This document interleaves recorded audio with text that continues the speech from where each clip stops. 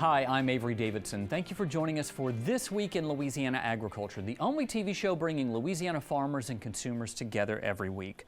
The damage from Hurricane Laura is still being tallied in Louisiana, particularly in rural areas where the storm's damage to agriculture was severe. We continue our coverage this week, starting with the storm's epicenter in Cameron Parish. TWILA's Neil Melancon traveled to the town of Cameron, where one seafood operation just recently got going, only to be shut down by the hurricane's full fury. Shellen DeLon is calling for help. He's trying to get his generator running at Tommy's Seafood's newly acquired property in Cameron, which was taking in shrimp and crabs before Laura hit. After a few adjustments, it fires right up. It's one more thing off the list that seems to keep growing. He's been meeting with roofers and other repair people to get this facility back up and running. Even though it still looks a little rough, it looks night and day from the first time when the storm hit. And so, you know, for the most part, we've got the building cleaned out, got our generator on site hooked up, and have our electricians. They'll be out here in the morning to finish hooking up our power. And so have water back to the place now, and we expect to be producing ice just in the next couple of days, and hopefully be open by Monday. Already have a lot of fishermen who are ready to come back.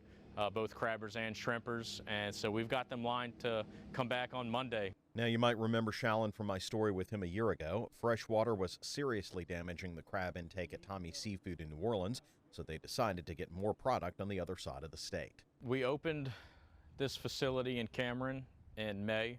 The first week of May was our first day, so, you know, just a few months before the hurricane hit, so we weren't open here that long. The place is in pretty good shape, at least compared to some other areas like this helicopter landing pad a quarter-mile away, which is definitely not seeing any landings anytime soon. Inside the ice house here, the water got to 5 feet, far less than expected, but enough to cause some serious cleanup. Certainly didn't expect to see what we did coming back to this place.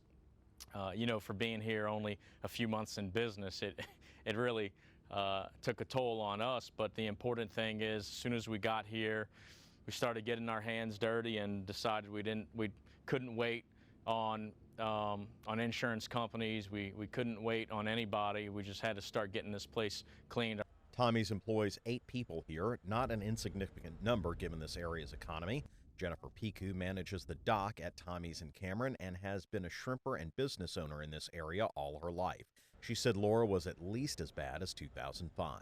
The homes in Cameron are either not there or they're totally destroyed. There's quite a bit of damage. Homes that are still standing but not worth saving. There's very few homes that are still salvageable. Ours is one that is salvageable. Worse than the property damage is the number of scuttled vessels from the storm. Many of the shrimpers and crabbers had uninsured boats, barely getting by as it was before the storm. Crabbing, we did that for 3 months and it was fantastic.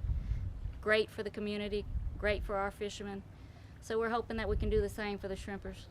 Tommy's is leasing this place, which has been around a long time and weathered other storms. It has a mural famous to this area that lists all of the festivals and good things about Cameron. Restoration of this mural is on the list, just like restoration of this area is a must. Jennifer says she knows some folks won't come back, but she and her husband, Greg, are here to stay. To give you an idea of where I am, just on the other side of that spit of land is the Gulf of Mexico. And this waterway gives shrimpers and crabbers access not only to this facility, but to the town of Cameron, which is about a quarter mile in that direction. It's a hope that they will be able to continue this way of life, which has always been part of this southwestern area of Louisiana. Hope against the fear that another storm may be soon. Reporting from the town of Cameron, I'm Neil Melancon. Several agencies are still trying to fully calculate the damage to Louisiana's seafood industry. There are a number of ways that you can help them in the meantime. One is to make sure you're buying Louisiana seafood when you eat it. That money goes directly to supporting the people who bring it to us. We'll also include a link to the Gulf Seafood Foundation on our website at twilatv.org.